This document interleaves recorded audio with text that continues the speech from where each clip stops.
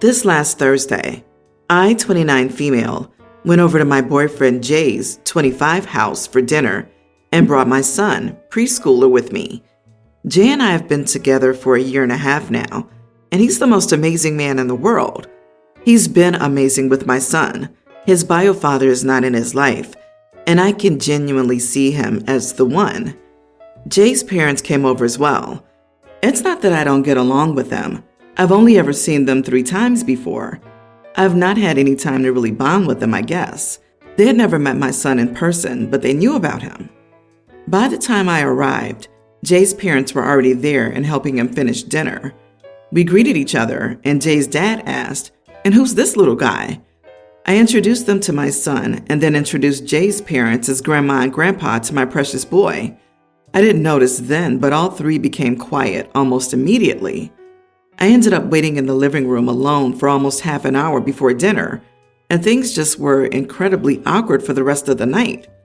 My son did end up calling his parents by grandma and grandpa, and I quickly noticed both of them would be very disingenuous and awkward about it over dinner, but they didn't say anything to me about it. They didn't stick around for long, but when they left, both were very cold to me. I asked Jay what their deal was, and he lost it on me. He claims I put him in an incredibly awkward position. His parents apparently didn't think that we were that serious yet and began questioning him if I was only using him as a replacement daddy. He said that it was way out of line to introduce them that way without even talking to him beforehand. I think it's ridiculous. If one day he's going to be my son's stepdad, then why go through this formal nonsense? He claimed that's not the point, and we fought until I stormed out. We haven't talked since, and I've simply been waiting for an apology. I talked with my sister about it last night, and she said she was mortified to hear this. She also didn't get that we were all that serious, and she never felt like Jay intended to take on a dad role. This has got me questioning if I was wrong. You are the idiot. You basically decided that Jay and his family are now your son's family, all on your own, with no discussion beforehand, and that is why everyone is upset. While I'm sure no one is against the idea outright, the formal nonsense is a very necessary step when it comes to merging families. To be honest, you probably need to have a serious discussion with Jay about where this is heading sooner rather than later, if both his parents and your sister didn't think you two were that serious. What if he doesn't see himself as a father to your child, or doesn't see the relationship that serious either? This is why we need the formal nonsense and talking it through with everyone involved. Are you really shocked that the parents of a 25-year-old aren't ready to be called grandma and grandpa yet? Yikes. This is so cringe, and I have major secondhand embarrassment. Next up, OP takes her boyfriend on a dinner date, pulls out a veil, and the servers roll back screens to reveal a gospel choir and a minister ready to marry them in front of the whole restaurant. Wow, how extremely awkward. Also, did you think for half a second how devastated your son will be when you guys break up and grandma and grandpa are no longer in his life? How utterly confusing for him. You didn't think about anyone but yourself and your childish fantasy. You created an unnecessary core memory for your poor son. He'll likely never forget the moment he was introduced to people you called his grandparents, and will develop feelings of rejection and abandonment, all because of your selfishness. And even though I'm a woman, if I were your boyfriend, I would break up with you over this. There was a line and you just tra-la-la skipped over that line. Update number 1. Okay, I messed up. I genuinely thought that Jay would be okay with this. Jay's always treated my son so well. I guess I misread treating him kindly as being okay with being his father figure. I'm pretty sure I ruined this for myself, but most importantly, I hurt my son through all of this. So I called Jay and apologized. We're going to take a break. I'm going to look into making sure I didn't scar my kid with this. Update number 2. People still seemed interested in my story about introducing my boyfriend Jay's parents to my son as grandma and grandpa. I thought I would update everyone on what happened.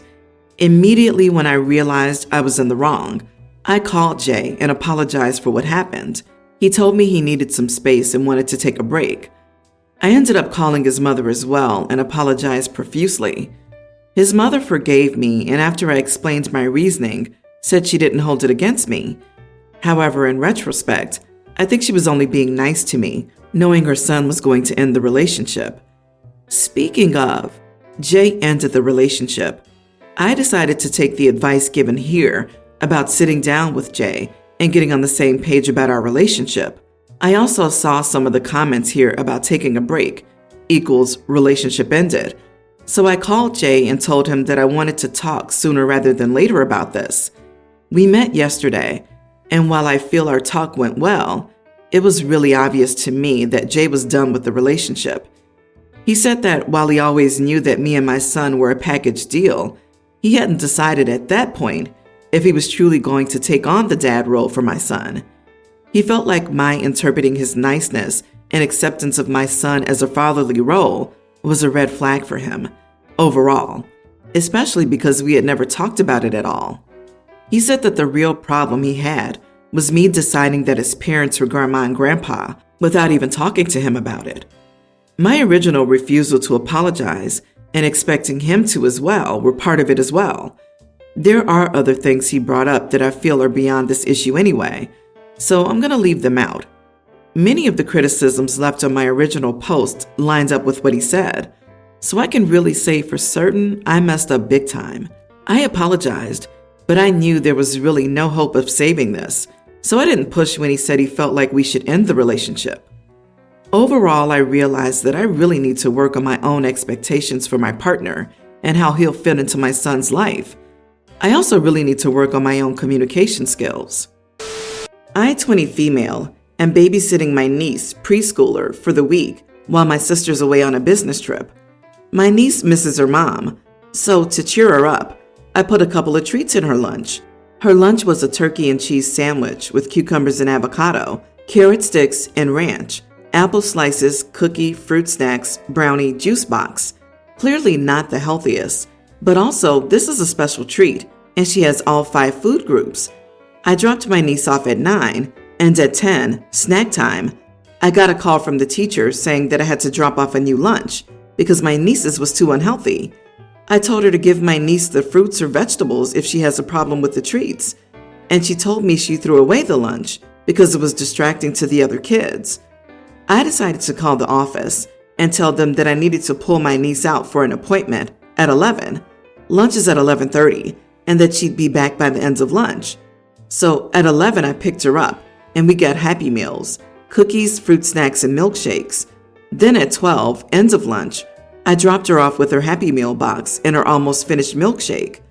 The teacher saw this and was fuming. She told my sister what happened because shortly after, I got a call from my sister saying that I was being petty and should have just dropped off a new sandwich. Am I the idiot for pulling my niece out and filling her up on sugar because her teacher threw away her lunch? Not the idiot. What the actual heck? Now kids aren't allowed to even bring lunches with a treat in them?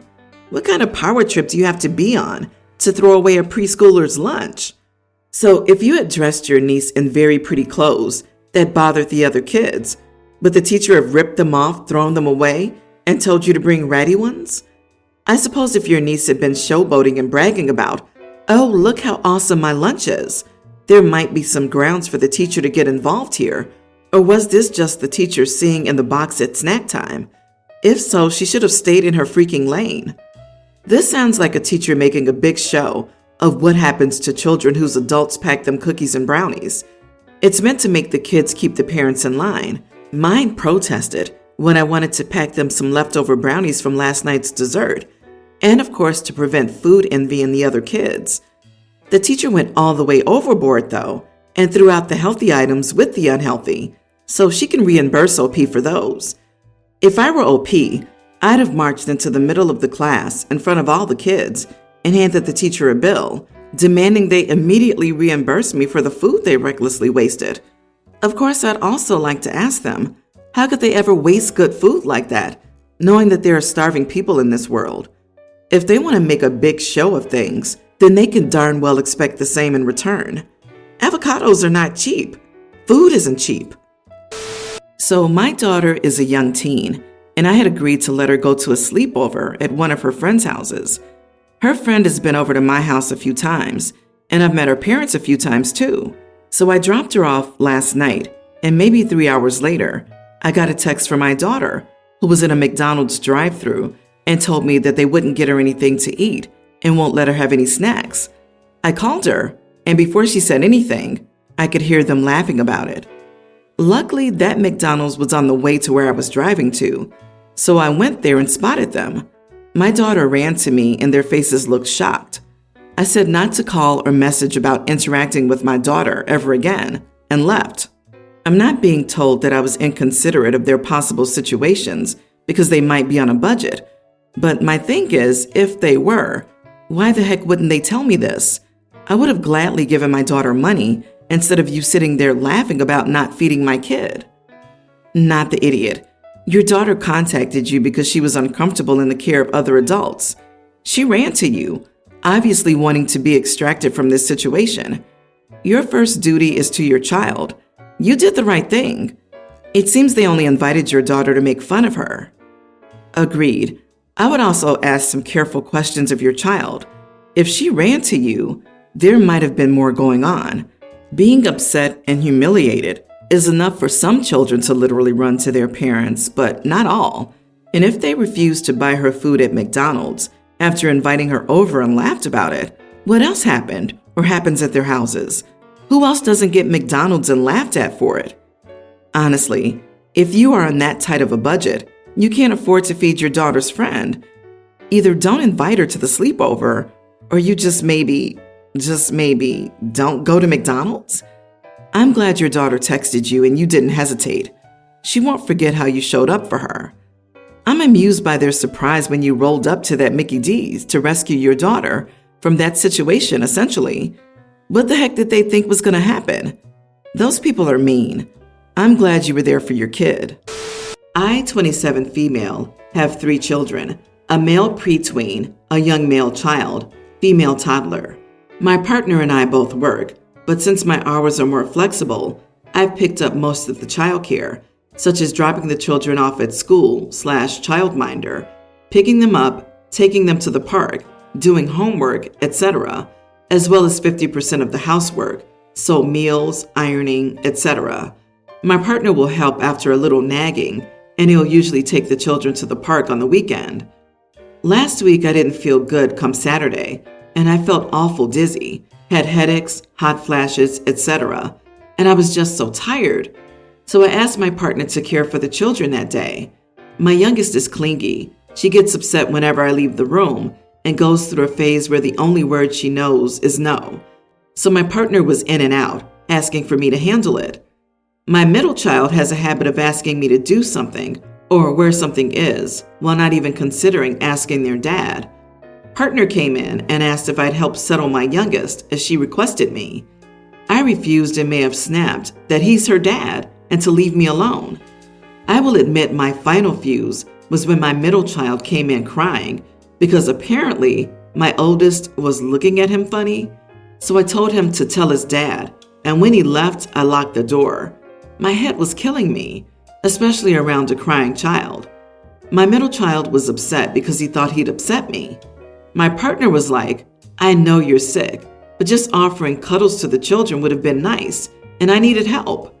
You know the youngest gets upset without you, and apparently you're the only one who calms her down. It's not that he's not around that she's unsettled. It's just natural for children to pick one person, and the doctors have said she'll grow out of it. My partner's upset, although even a week later, I'm still feeling dizzy with hot flashes. He just wants an apology, but I just don't feel like I need to. Am I the idiot? Not the idiot. Your partner needs to grow up and start being a father. You're entitled to your own time, Mama. I'm glad you're feeling better.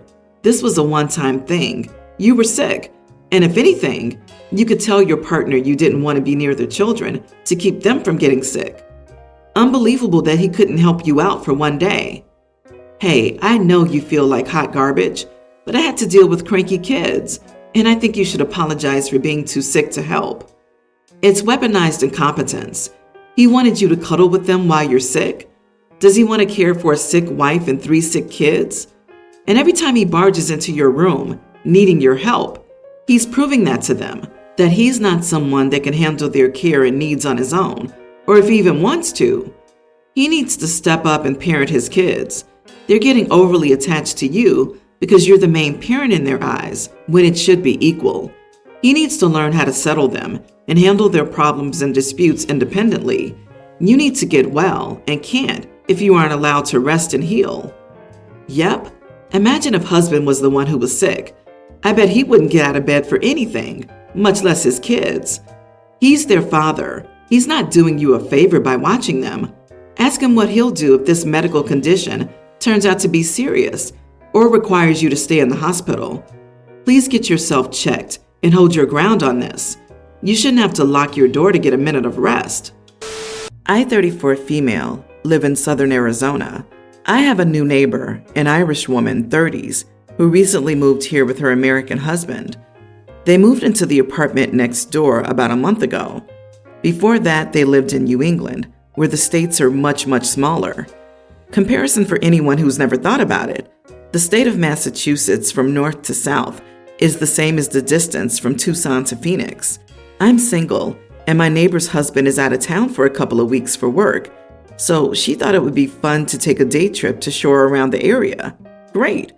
She wanted to start at the Grand Canyon. Not great. Then she thought it would be nice to pop over to Las Vegas for lunch. Oh no. I tried to tell her that she had picked places that were much farther apart than she thought, but she insisted it couldn't be that bad. So I pulled up Google Maps and showed her just how far we were talking about. That if we drove from here to the Grand Canyon, it would be 7 hours if we never stopped for food or gas. Then 4 hours from the Grand Canyon to Las Vegas, and that's not even counting the drive home. It's not an easy, fun day trip.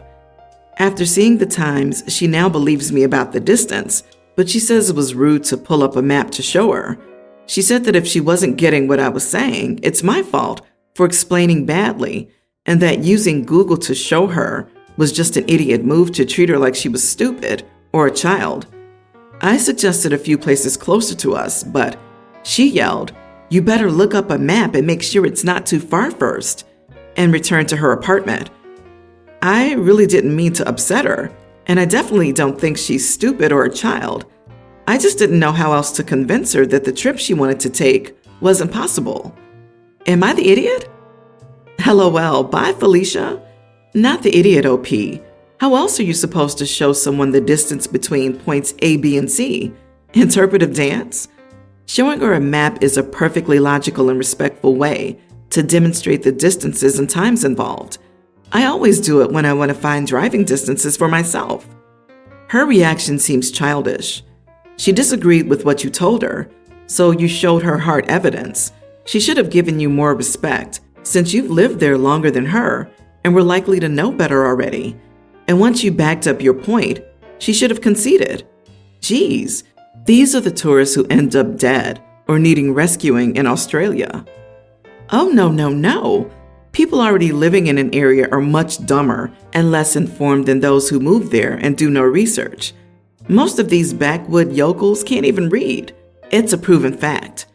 She was likely embarrassed that she made such a basic mistake, and rather than thanking OP for educating her and blaming it on her own past experience with much smaller states and regions, she took out her embarrassment on the OP.